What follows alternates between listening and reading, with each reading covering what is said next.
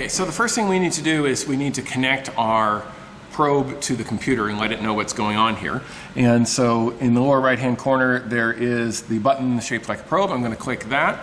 Now these are pretty nifty because once I turn it on, it actually detects. I'm going to say I want you to find any nearby pH probes, and it has found mine. So I can say chose that. Okay, and then I've got it and we're connected. Now I've got it set up right now to show a graph of what we're doing, and the recording here, it can do several different types of recording. One is a certain number of readings every second, or I have changed it to event recording where I will read the volume off the burette and then I'll enter that in and it will take the pH that is measured. However, first we need to calibrate the pH meter. As I said, this meter is really measuring the voltage difference between this bulb, the solution that's inside, and then the solution that's outside. So when I bring up the software here and I say I need to calibrate it, we're going to do what's called a 2-point calibration. And so we have some pH buffers. We have pH buffer 4 and pH buffer 7, and these are commercially available. They're pre-made, and they're very precise in the pH that they have. So we know this as a reference point. So I just take a small amount of it in a beaker, and I take my pH probe and I set it in here, and I just let that sit for a moment. I swirl it around. Now, one of the things about the pH probes that's very important is to make sure that you rinse them off between every solution that you use so you don't cross-contaminate. So I'm going to let this sit here, and then what I used first was the pink solution, which is the pH 4 buffer. So it's reading the voltage, and I'll say that this known value is 4.0, and I tell it to keep that. So we're doing what's called a 2-point calibration. So we did the pH 4 buffer, and then I'm going to do the same thing, rinsing it off in some water, and then I'm going to take my pH 7 buffer. The common values you'll find are 4, 7, and 10. We're using the 4 and the 7. Doesn't really matter which two you use. So we're going to set this in here. This is the yellow solution. It's pH 7. It's a little hard to see, but it is telling you what the reading is there of the voltage. But I'm going to tell the computer that this is 7.0. Oops, 7.0 on the pH, and tell it to keep that. And it's always a good idea, you need to click apply, after you do that, to make sure that the reading is what you would expect. And it's a little hard to see on the screen right now, but down in the lower right hand corner, it is telling me that this is going back and forth between 6.99 and 7, and that's good. And then just to check it, I'm going to put it back into the 4 buffer, and it has dropped down to, I'll give it take a second, 3.99, 4.0. All right, so it looks like our instrument is calibrated now, so we're ready to start using it. So I'm going to go ahead and rinse this off and then head back over to our apparatus. Okay, so now we're ready to go ahead and do our titration. And since we're doing a volumetric titration this week, we're going to be using the Volumetric Buret. And you've all used these for different things. You've got the valve at the bottom that can be opened and closed and adjust the mouse. These are 50 milliliter burettes, so they are marked also for amount that has been administered. So it starts with 0 at the top, goes all the way down to 50 at the bottom. Each milliliter has 10 increments, so we can read to the 0.1, and then you estimate 1 decimal place beyond that. Sometimes they'll tell you to estimate to the 0.2 or to the 0.5. We do the best we can to estimate that 10th, or the next value, which is the hundredths place here. We'll talk a little bit about taking those readings here in just a moment. So I'm going to go ahead and put this in the burette clamp, and then what we need to do is to fill it. Now, before I started the video, I actually rinsed this 2 times with our material that we're going to titrate with, which is sodium hydroxide. This has been standardized for us, and our molarity here is 0.096 molar.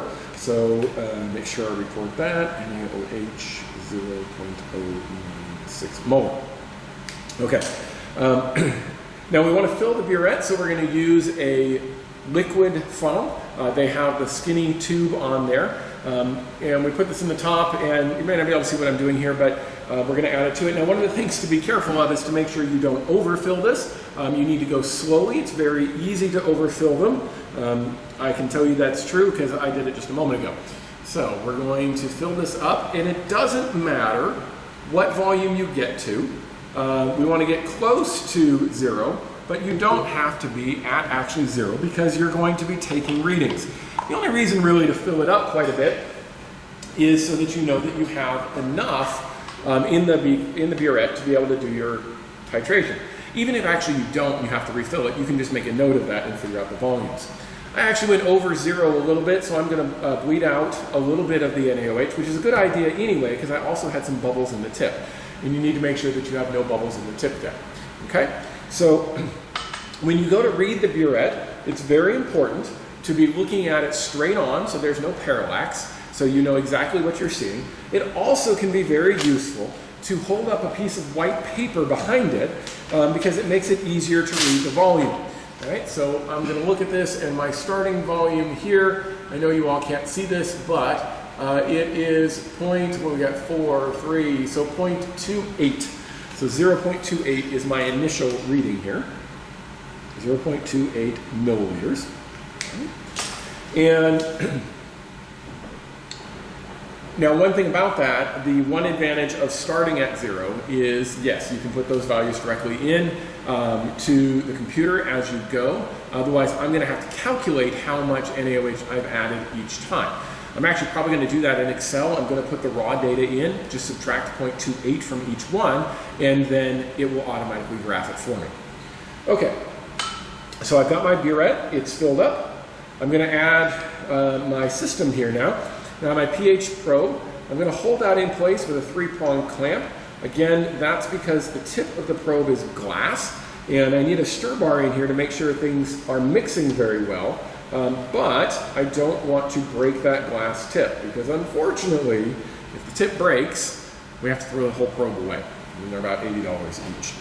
Now, I need my unknown, so I'm going to start with unknown A today, and I will repeat this experiment for all of the unknowns, and I will be sharing the data with you and assigning you to that. I will actually do 2 titrations of each material, and then I'm going to check and make sure that both of those titrations are in line with each other. I do that by a quick check of the graph, and I'll show you those graphs here in just a few minutes. And as long as the equivalence points are very close to each other, I know that I probably have good data. I'm using the equivalence point because it's very easy to see on the graph. Again, I'll show you that in a moment. And since I'm titrating 2 different samples of the same acid, they should have the same equivalence point as long as I do my volume measurements very carefully. So I want to titrate a known amount of the acid so that I can figure out my concentration of the acid, and then we'll use the pKa to figure out the identity of the acid. So to measure the most precise amount of my material, I'm going to use a volumetric pipette. Now, I will say that these pipettes are probably one of the most misused pieces of glassware in the undergraduate laboratory. So I need the pipette, and I need my pipette bulb. I'll also need my sample of my acid. Of course, I'm not going to use the original whole stock solution. So I'm going to take a little bit of this. I'm going to put it in here. Now, a couple things that I would say about the pipette. The pipette bulb, you'll see on the end, if you look inside, it's kind of a funnel shape. And it's designed just to rest on the top here.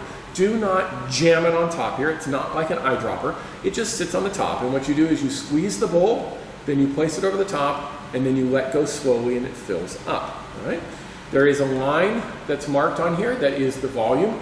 These particular pipettes are 10 milliliters plus or minus 0.02. So that's our uncertainty is the 0.02, and that's at 20 degrees Celsius. We're pretty close to that, so we can do that. Now, I'm going to pull out some of my liquid in here. Whoops. Got an air bubble in there, that's okay. I just let it come out and drain out. One thing I'm going to go ahead and say now, and we'll get to it again later, there is some liquid left in the tip. That's supposed to be there. The pipettes are calibrated for that to stay there. All right, so let's try bringing this up again. What happened before is the tip just lifted up out of the solution a little bit, so I pulled up some air. You want to make sure you don't get anything up into the bulb. It'll contaminate your sample and also ruin the bulb over time. So I'm letting it fill, and we always wanted to let it go above the line. You put your finger over it. Some people like to use their thumb. I like to use my index finger. And then again, I have to get myself down here so that I'm lined up in alignment with it, and I just lift my finger a little bit, and I let it out. Now, the chances of my getting it right the first time are not good. Nope, went a little too far. Even people who pipette on a regular basis often takes several tries to get this lined up right. So with the hood in the background, I'm having a little trouble seeing, so I'm going to lift it up a little bit. Now this is important to get this right, because in our calculations, we're going to assume that we have 10, nope, went too far again, 10 million. Give one more try here. We want you to realize that as you do this, it's very common for it to take several attempts to get exactly at that line. You might just lift your finger up just a little too much. All right, let's try that again. Ah, there we go. Okay, so I'm going to let that pour into my beaker that I'm doing my titration in. Again, I do not use the bulb to push it out. Patience is an important thing here. And as I mentioned before, it is calibrated to leave some material in the bottom of the pipette. So we don't try to get all that out. All right, so we're letting it pour. I don't know if you can see it from the video, but it's down about at this level now, so we're getting it down a little further. Going down towards the bottom now. And because there's always some liquid left in the tip, you do need to make sure that you rinse the pipette several times with whatever sample you're using. I did that before I started the video. All right, so the last bit is out. Again, you might be able to see there that there's a little bit of liquid in the bottom. I'm going to leave that there because it's calibrated for that. All right, so now I want to do my titration here, but I have a little bit of a problem. And my problem is that I've added 10 milliliters of my unknown sample A here, but I'm doing this in a fairly large beaker, 150 milliliter beaker, to make sure that I have room for both the stir bar and the pH probe. Okay, so I'm going to turn it on, make sure my stir bar doesn't hit. That's good. But I need to make sure that the tip of the pH probe is submerged in the liquid to measure. And I am getting a pH right now, but I'm not very confident in it yet. So I'm going to add some deionized water to this. Now that's okay, because remember that we're going to figure out how many moles we've had to add. And all of those moles of acid were in this original 10 milliliter sample. So it doesn't matter how much we add to it here. It does help if you grab the DI water. So I'm going to add some of that here just to make sure I get over the tip of my pH meter. Okay, so my initial pH is 3.15. Okay, now as your lab talks about, in the beginning what we're going to see is that the pH is going to rise pretty slowly. So we can add ½ mil to 1 mil increments.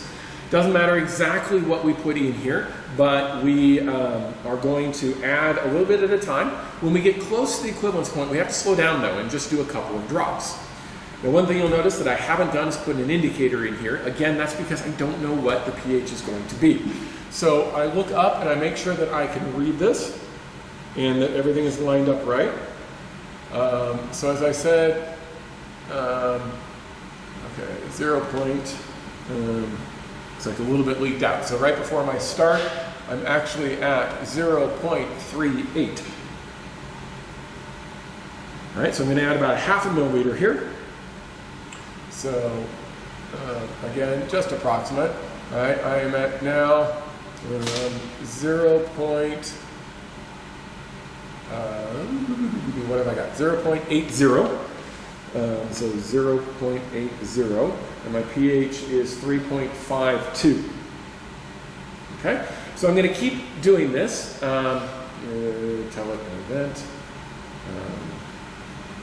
Let's see if that works. Oh, I need to tell it to collect.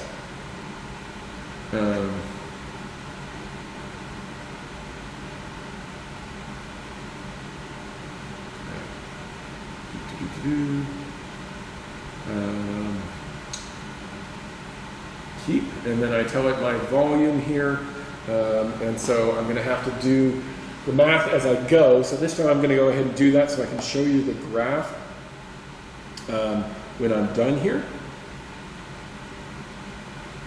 And so we are at 0.80 minus 0.38, so 0.42, and I'm going to keep that data point. Okay. Now I'm going to add another approximately ½ milliliter.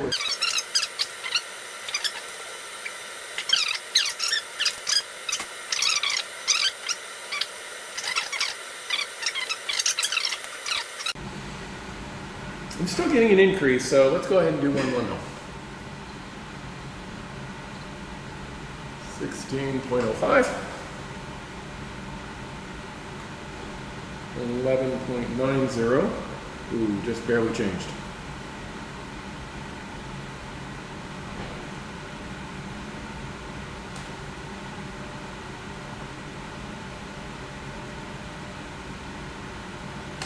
The point. Just for giggles and grins, we're going 2 milliliters. Dun dun dun. These vibrates a lot, hard to read. We are at 18.95.